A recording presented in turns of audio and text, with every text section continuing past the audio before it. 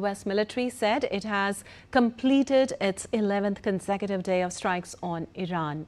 U.S. Central Command also said the strikes targeted Iranian military operations centers, maritime capabilities, aircraft hangars and drone storage facilities as well.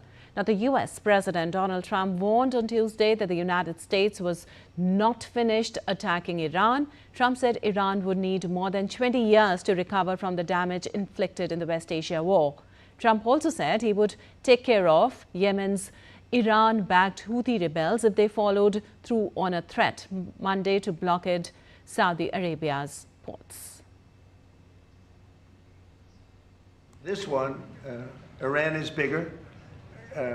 It's a more complex situation, but we're probably doing equally as well if you look at the damage that's been done. And again, as I said to the young man that just posed the question over here, if we left today, it would take them decades to rebuild, and I don't believe they could ever rebuild. And honestly, they haven't seen anything yet. We've been nice. We've been nice. And we'll be hitting that area probably pretty soon, and there's not a thing they can do about it. You know, normally I wouldn't say that. If I thought they could do something about it, I would never say that. But we'll be hitting that area pretty soon, and very heavily. Well, explosions were reported in the southeastern coastal cities of Chabahar and Konarak, and 2 explosions were also heard in Bushehr. Earlier, Iran targeted U.S. military sites in Bahrain, Kuwait and Jordan, and a tanker was hit in the Strait of Hormuz at the mouth of the Gulf. Now, Iran's Revolutionary Guards confirmed a strike on Jordan, saying they had targeted a complex housing U.S. terrorist forces in the region of Rukban. Also, 2 oil tankers carrying Saudi crude to Asia reversed course in the Red Sea on Tuesday after threats from Yemen's Iran-aligned Houthis. The Revolutionary Guard said Tuesday that 2 tankers attempting to transit the strait were hit by explosions, resulting in massive fires that brought them to a standstill.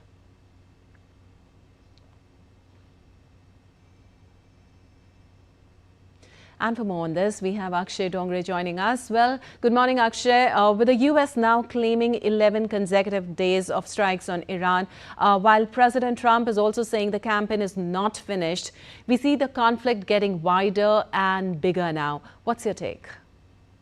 Well, it is getting bigger, especially given the fact that the hope that was there, that there will be ceasefire, there will not be a war of attrition, there will be a logical conclusion to this illogical conflict that has been going on. It has all gone out in air as far as the tall claims about ceasefire is concerned, about the proud people of Iran, of the great leaders of Iran that was said by US President Donald Trump, and perhaps that's the reason why many of the statements that are being given by Donald Trump are not being taken on the face value. Now, there is always a hidden meaning behind it. There probably be no meaning behind whatever Donald Trump is saying, and this is the problem, especially when we have to calibrate the statements by Donald Trump to understand that what exactly is the world's most powerful man saying when it comes to issues of global peace, global trade, economy, etc. So yes, the conflict is getting wider. Now US is talking about attacking the Houthis in Yemen.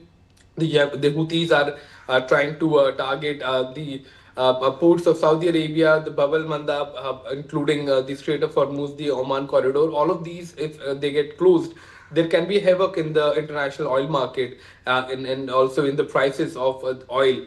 That is quite important for countries and economies to sort of maintain and to pay for. So this is going to be a devastating situation for the global economy more than anything when we look at from the military perspective. Of course, the global economy is getting badly affected. Akshay, given Iran's reported strikes also on the U.S. military sites as well, and also the threats to shipping in the Red Sea and the Strait of Hormuz, and the growing economic cost of the conflict, as you've been talking about, how close is the region to a multi-front war now? Well, a multi-front war would be possible in more of a situation where, more multiple, allies are there with Iran, especially when we talk about conventional militaries, not just the militant groups like Houthis or the Hezbollah.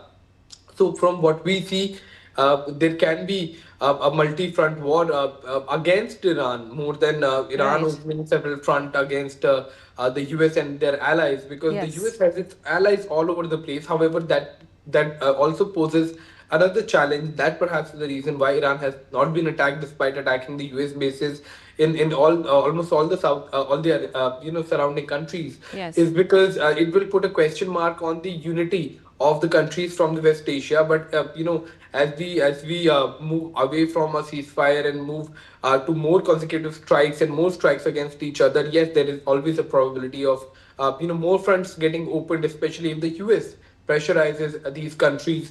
Many of them dependent on the entire petrodollar arrangements that has been made. So it is quite likely now, more than earlier it was, that there can actually be more fronts that can be opened in this conflict. Exactly. Thank you so much, Akshay, for all that analysis.